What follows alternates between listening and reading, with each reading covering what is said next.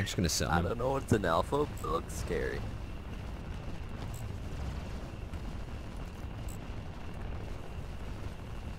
Hey, Hunter and Venture here. This is not cool. I could use some help.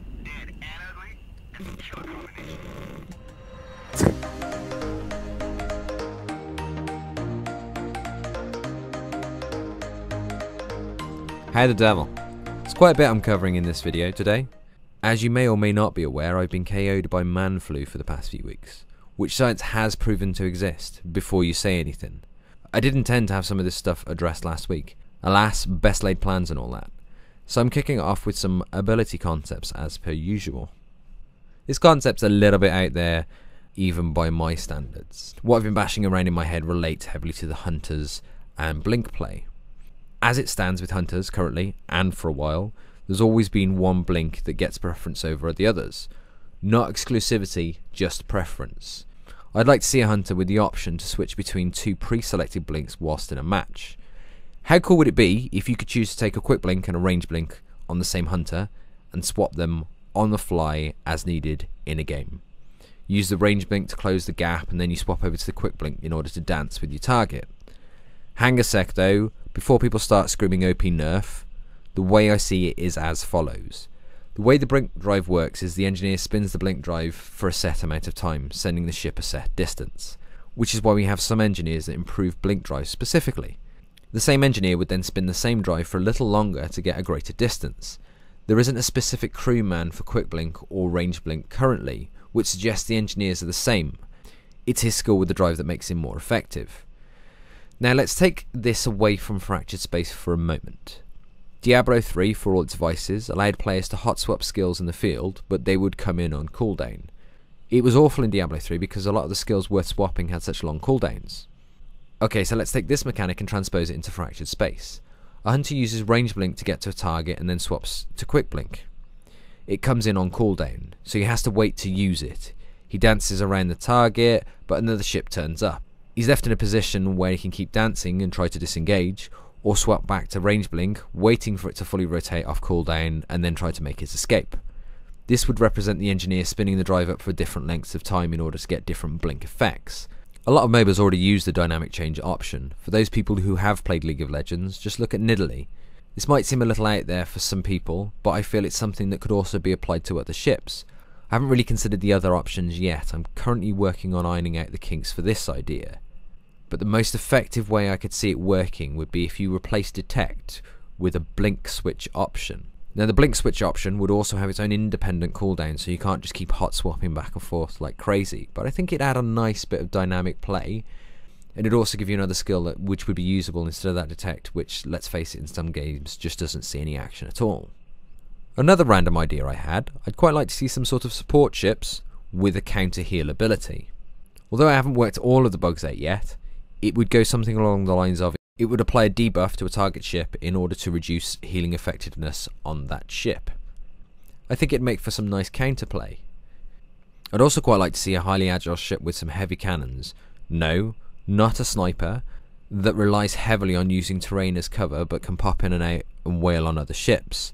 It would need to use the cover though because its armour would be made of paper mache and it would melt quicker than a raider. Personally, I've noticed a relation between imbalanced matches and duo queuing of late. I was in a game the other day where a player complained about the balance system. Once the game finished and I got to the score screen, the problem became apparent. He was 6.5k MMR, queuing with his friend who was sat at 400 MMR. No wonder the game wasn't able to balance the match. As it stands, and I know I've said this a lot, there will always be a balance issue until there are more players. There may be 300 plus players online, but it might only be that 5 are queuing at the same time as you. The matchmaking system will only search for so long before it throws you into match regardless of MMR. Once in there, it can only balance with whatever is available. Don't get me wrong, there are instances where it will mess up the balance and a player could easily see a better way to balance that match, but you usually can't tell this until the results screen in most cases anyway. The point I'm trying to make is, it's not always matchmaking's fault. Sometimes you might need to consider what you're doing as a player in order to make your queuing more difficult. In my experience, most MOBAs queue off the highest MMR in a duo. I don't know if this is the case with Fractured Space. And in most games, MMR isn't visible. In other MOBAs, there have been more than one occasion where I've queued with a friend and been dragged into a much higher MMR bracket where I've been battered senseless and then reported afterwards by the team. It's classed as rank or MMR boosting if your friend manages to carry you through, as you tend to get a larger MMR increase for beating better players. I don't know if Fracture Space runs a similar system to this or not, but it would be nice to know if it does have an impact on match selection. I've also heard people being unhappy because a group will all queue at the same time with similar MMRs but get in different games. The way I understand this is as follows. 10 people may have just queued, but there could currently be 2 games, each with 7 or 8 players still searching. If 3 of your players have MMR closer to the group which are currently queuing, then they're going to be snatched up by that game, leaving 7 left in your group that just queued. Now let's say there was a second match that already had 8 people in the virtual lobby and they were on the opposite end of the MMR scale. They'll take 2 more people from that group to populate that game, leaving 5 left in your group's queue, not including duos, etc. The 2 queues that started before your 10-man group started queuing might have very different target MMR groups to each other, which is why they haven't taken members from each other's pool. And your 10-man group may just be unfortunate enough to fall in the middle ground, meaning it's going to pull off either side of your 10-man group to populate the existing queuing matches. This is in turn why you don't all end up in the same game. However, onto the main topic of today's video, the reason I'm hoping you've stayed around. Today I'd like to talk to you about our Lord and Saviour, Concealment. Now I've done some research to confirm how I believe Concealment worked. I don't know if I can say this is a quote-unquote official statement, as I didn't think to ask at the time. However, it does come from a dev. I asked them for confirmation as I couldn't find any official explanation on the website. Here goes. Every ship has a spotting range, this varies from ship to ship, and each player has a spotting/concealment modifier, potentially from crew and or upgrades. Whether a target will be targetable on your HUD depends on the outcome of the calculation between your spotting range, your spotting modifier, and the target's concealment modifier. When a target ducks behind cover, there is a 2-second delay, after which they'll disappear from your HUD. I bring this up because I'd really like to see some tweaks to the concealment and spotting. I'd really like to be able to apply sneaky gameplay techniques more freely. Skirting the edge of a lane and not being seen so that you can get behind the enemy and cause havoc. As it stands, there are only a couple of ships that can pass effectively from cover to cover in a sneaky fashion. The Hunter and the Ghost popping to mind. I like getting down a lane, hiding behind a giant lump of rock, waiting to drop off sensors, listening for the enemy to jump and then dive in on the FOB. The only problem is, I don't currently know if I've been spotted, if I'm being tracked, or if the enemy has lost their lock-on. It'd be really nice to have an on-screen prompt, maybe next to where you're notified of debuffs, advising if you are currently spotted and how long until you drop off if you are in cover. I don't feel it's unrealistic for a ship to be aware that it's currently being scanned by another ship's sensors. I think it'd also be nice to have a ship with an ability that blocks actual vision.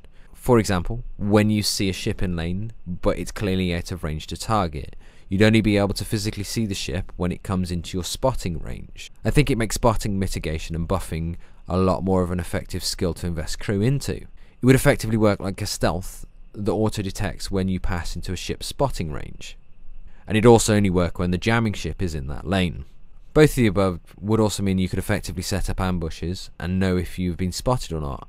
I've watched a number of players set up what they think is a great ambush, only to find out they weren't even remotely concealed.